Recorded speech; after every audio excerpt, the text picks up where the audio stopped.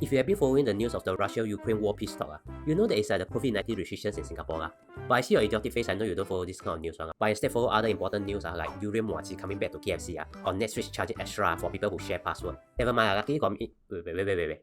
Netflix charging extra for people who share password. Seems like, it means all the password they stole. So one news that is the true Singapore ghost stories is the Russia-Ukraine war part. It's still ongoing and got many new developments, but you might not know all of them. For me, I only read the first, third and the 20th true Singapore ghost stories. Not bad, I heard about until book 26. For the war, you might have heard about the promising peace talks, ceasefires, but McDonald's is still not available in Russia. That's because the result of the peace talks is the peace talk with my wife after a quarrel.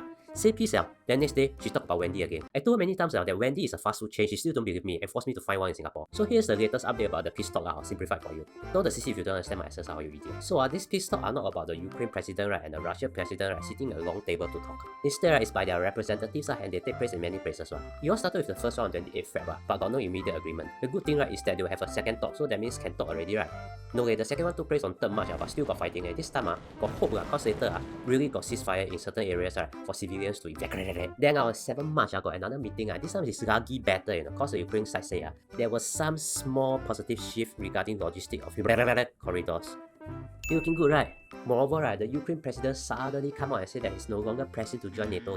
One of the things that Russia want. But no, got high-level talks in Turkey instead, between the foreign affairs minister of the two countries. But no deal were made. Alamak, the government saying that COVID-19 is endemic, but still need trace together to know trace what. Then, between 14 to 16 March, they talk more. Why? Because now got Zoom, so can save the Grab fare, so can talk more. This time around, they talk on video. After that, the Russian foreign minister say openly that they are close to closing a deal.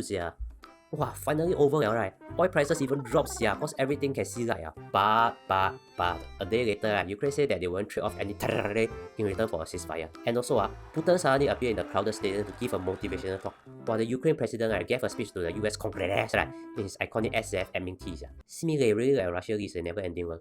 Now, I still don't know how the talk will progress, but given that it's much like a manifest episode where every answer leads to 2 questions, I think the ending is going to be like Putin and are going to wake up and realize it's all a dream. Now it looks so confusing. Even SL Sun has quit his war correspondent job and become an undercover retrograde instead. So if you want to know what happened next, subscribe to this channel. If not, I can continue to read news about Durian Muachi, you go SES Fiero.